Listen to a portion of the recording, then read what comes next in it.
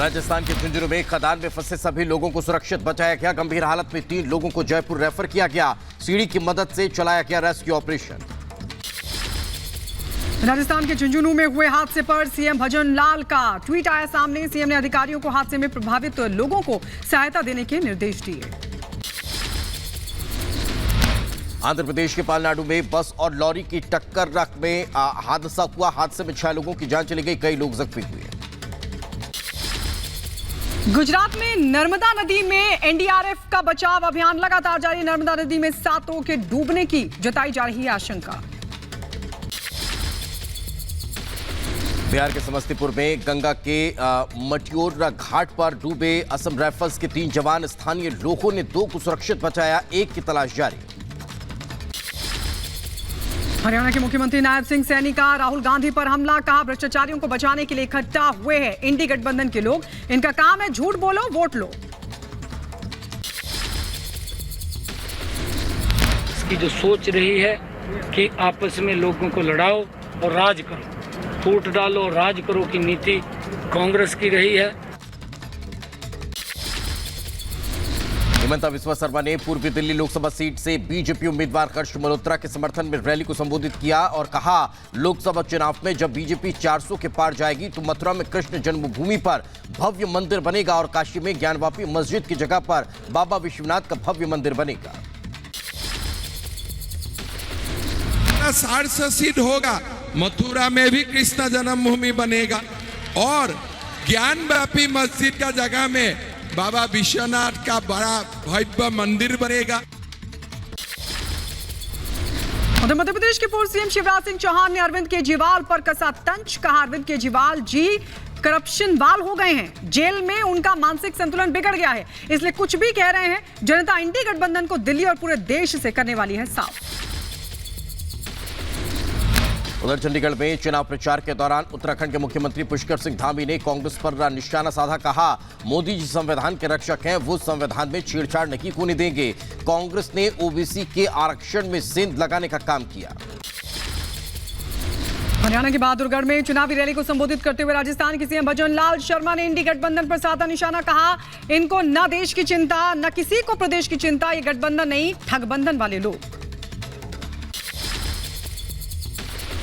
इनको ना देश की चिंता ना किसी को प्रदेश की चिंता। जितने भी ये गठबंधन वाले लोग हैं, गठबंधन क्या ठगबंधन वाले लोग हैं, ये तो सिर्फ खुद की स्वयं की चिंता करते हैं। जौनपुर के पूर्व सांसद धनंजय सिंह ने अपने कार्यकर्ताओं के साथ मीटिंग के दौरान भारतीय जनता पार्टी को समर्थन देने का किया ऐलान। कहा प्रदेश में चल रही है एक अच्छी सरकार, इसलिए भारतीय जनता पार्टी का हम लोग करेंगे समर्थन। प्रदेश में एक अच्छी सरकार चल रही है, आप लोग भारतीय जनता पार्टी को वोट करें, समर्थन करें। जनसत्ता दल लोकतांत्रिक के राष्ट्रीय अध्यक्ष और कुंडा से विधायक रघुराज प्रताप सिंह और राजा भैया ने लोकसभा चुनाव में किसी भी पार्टी को समर्थन देने से किया इनकार। उन्होंने अपने समर्थकों से कहा है कि जहां मन हो वहां वोट करिए। किसी से अलायंस भी नहीं हुआ है, तो ऐसी स्थिति में सभी सम्मानित मतदाता उनकी जहां इच्छा हो, जिस भी दल को, जिस भी प्रत्याशी को वो मतदान करना चाहें, अपना आशीर्वाद देना चाहें, दोनों प्रत्याशी मिलने आए थे, सपा के भी और भाजपा के भी। पीओके में पाकिस्तान के खिलाफ जारी विरोध को लेकर पाक समर्थकों को सीएम योगी की 2 टूक। कहा पाकिस्तान भिखमंगा है, पाकिस्तान का समर्थन करने वाले वहीं चले जाएं। पीओके एक्टिविस्ट अमजद अयूब मिर्जा का बयान आया सामने और कहा कि यूएन में उठाया जाना चाहिए मामला, भारत सरकार भी जवाब मांगे। पीओके में दिन दहाड़े हो रही हत्या, पाकिस्तानी राजदूत को तलब कर मांगा जाए जवाब। असम के मुख्यमंत्री हिमंता बिस्वा शर्मा ने पीओके में आंदोलन को लेकर कहा मोदी जी को 400 सीटें मिलेगी तो पीओके भी भारत का हो जाएगा। उसका आगाज हो चुका है, वहां लोग भारत का तिरंगा हाथ में लेकर हर दिन आंदोलन कर रहे हैं।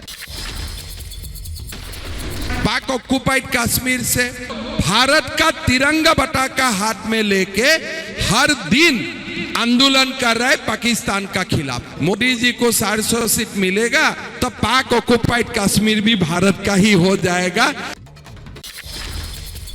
पीओके में विरोध प्रदर्शन को लेकर गुलाम नबी आजाद का बयान आया सामने। कहा पाकिस्तान के लोगों के साथ सहानुभूति है क्योंकि उन्हें भारत जैसी लोकतांत्रिक व्यवस्था नहीं मिली है। पाकिस्तान के अवाम पर मुझे हमेशा तरस आया कि उनको हिंदुस्तान के तर्ज की तरह हुकूमत नहीं मिल पाई। स्वाति मालीवाल के साथ हुई बदसलूकी के खिलाफ बीजेपी आज करेगी विरोध प्रदर्शन। सीएम आवास पर प्रदर्शन करेगी बीजेपी।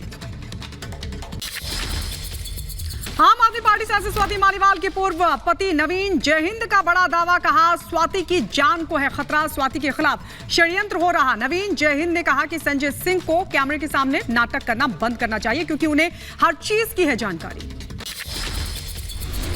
वाराणसी में मोदी मोदी की गूंज। काशी ने नाविक ने भी प्रधानमंत्री नरेंद्र मोदी को उनके काम की सराहना की है। जम्मू कश्मीर के कठुआ में सेना का अभियान लगातार तेज। सुरक्षा बल ने जरखोले जुठाना वन क्षेत्र में तलाशी अभियान किया शुरू। मथुरा में बिजली विभाग की लापरवाही से हुई लाइनमैन की मौत। बिजली कर्मी के लाइन पर काम करते समय अचानक बिजली चालू होने से हुई मौत। परिजनों ने मृतकों के लिए मुआवजे की मांग को लेकर हाईवे जाम किया। झारखंड के मंत्री आलमगीर आलम की मुश्किलें बढ़ी। ईडी ने आज फिर पूछताछ के लिए किया तलब। मंगलवार को कई घंटों तक नकदी वसूली को लेकर हुए थे सवाल जवाब। आलमगीर आलम के करीबियों के पास से मिले थे 35 करोड़ रुपए। जम्मू कश्मीर के श्रीनगर में जेकेएलएफ को लेकर चेतावनी जारी। पुलिस ने लाउडस्पीकर के जरिए प्रतिबंधित संगठन से दूरी बनाने को कहा। जेकेएलएफ पर आतंक और अलगाववादी गतिविधियों को बढ़ावा देने का है आरोप।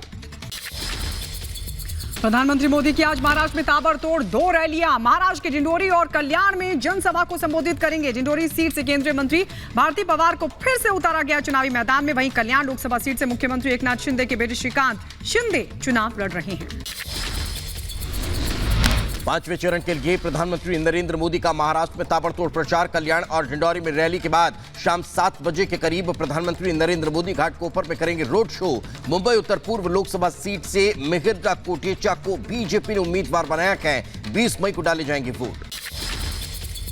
बीजेपी अध्यक्ष जेपी नड्डा आज 3 राज्यों में करेंगे चुनावी प्रचार। बिहार, पश्चिम बंगाल और ओडिशा में जनसभाओं को करेंगे संबोधित। बिहार की मोतिहारी में जनसभा करेंगे। इसके बाद पश्चिम बंगाल के मुर्शिदाबाद और बांकुड़ा सीट से बीजेपी के प्रत्याशी के समर्थन में करेंगे वोटों की अपील। रात 8 बजे के करीब ओडिशा में चुनावी रैली होगी। वही बात गृह मंत्री अमित शाह की कर लेते हैं। वे पश्चिम बंगाल और उड़ीसा के दौरे पर रहने वाले हैं। पश्चिम बंगाल के हुगली में सुबह 11 बजे चुनाव प्रचार की शुरुआत करेंगे। लोकसभा सीट पर हुगली में मोसात बाजार पर रैली करने वाले हैं। इसके बाद अमित शाह उड़ीसा के कटक में शाम 5:30 बजे के करीब रोड शो करेंगे। मध्य प्रदेश के इंदौर में पुलिस और बदमाशों के बीच हुई मुठभेड़। गोली लगने से एक आरोपी हुआ जख्मी। हत्या के आरोपी को पकड़ने गई थी पुलिस। 12 मई को एक युवक की हत्या कर दी गई थी। उत्तर मध्य प्रदेश के दमोह में बदमाशों के हौसले बुलंद। नकाबपोश बदमाशों ने कट्टे की नोक पर बैंक कर्मियों से 40 लाख रुपए से ज्यादा की लूट कर ली है। आरोपियों की तलाश में जुटी पुलिस। उत्तर प्रदेश के बरेली में बदमाशों के हौसले बुलंद। चोरी का विरोध करने पर महिला को गोली मारकर उतारा मौत के घाट। महिला के पति को भी आई चोट। पुलिस आरोपियों की तलाश कर रही। दिल्ली के न्यू उस्मानपुर में चाकू मारकर युवक की हत्या का मामला सामने आ गया है। जगप्रवेश चंद्र अस्पताल के बाहर ओपन जिम के पास विवाद के दौरान कुछ युवकों ने सुफियान को चाकू मारकर उसकी हत्या कर दी। अब पुलिस मामले की जांच में जुटी है। और बढ़ते आगे बात झारखंड की, जहां पर दिन दहाड़े हत्या से फैल गई है सनसनी। टाटा स्टील प्लांट के डंपिंग यार्ड में हत्या की वारदात को दिया गया अंजाम। पुलिस घटनास्थल पर पहुंची, छानबीन कर रही है। आपको बता दें, पंजाब के तरनतारन में ड्रग तस्करों के खिलाफ बड़ी कार्रवाई हुई है। बीएसएफ और पंजाब पुलिस ने 3 ड्रग तस्करों को धर दबोचा है। तस्करों के पास से हेरोइन के 2 पैकेट बरामद किए गए हैं। पकड़े गए ड्रग तस्करों के खुलासे के आधार पर आने वाले दिनों में कुछ और गिरफ्तारी हो सकती है। उधर आपको बता दें, मिठाई के गोदाम में भीषण आग लग गई। दमकल कर्मी मौके पर आग बुझाने में लगातार जुटे। शॉर्ट सर्किट से जताई जा रही है आग लगने की आशंका। आग से लाखों के नुकसान का भी अनुमान। उत्तर प्रदेश के हाथरस में अवैध हथियार फैक्ट्री का भंडाफोड़ हुआ है। पुलिस ने 4 बदमाशों को गिरफ्तार किया। कई पिस्टल, तमंचे और अवैध हथियार बनाने के उपकरण बरामद किए गए। उत्तर प्रदेश के हमीरपुर में 3 आरोपियों की संपत्ति कुर्क की गई। गैंगस्टर एक्ट के तहत 5 करोड़ 4 लाख से ज्यादा की संपत्ति हुई कुर्क। इलाके में मुनादी कराकर पुलिस ने चस्पा किया नोटिस भी। उत्तर प्रदेश के रामपुर में बुजुर्ग से बर्बरता का वीडियो वायरल हो रहा है। आपसी रंजिश में बुजुर्ग को लाठी डंडे से पीटते नजर आ रहे हैं आरोपी। गंभीर हालत में बुजुर्ग का इलाज जारी। 3 लोगों के खिलाफ केस दर्ज हुआ। 34,000 करोड़ के बैंक धोखाधड़ी केस में सीबीआई की तरफ से बड़ा एक्शन लिया गया। डीएचएफएल के पूर्व डायरेक्टर धीरज वागवान को गिरफ्तार किया गया। दिल्ली स्पेशल कोर्ट ने न्यायिक हिरासत में भेजा है। डिजिटल अरेस्ट यानी ऑनलाइन धोखाधड़ी को लेकर एमएचए का देशव्यापी अलर्ट। सीमा पार से साजिश रचे जाने की चेतावनी की गई है। 1000 से ज्यादा स्काइप आईडी ब्लॉक कर दी गई है। जम्मू कश्मीर के उधमपुर के जंगल में लगी भीषण आग को फैलने से रोकने के लिए फायर ब्रिगेड की कई गाड़ियां मौके पर मौजूद।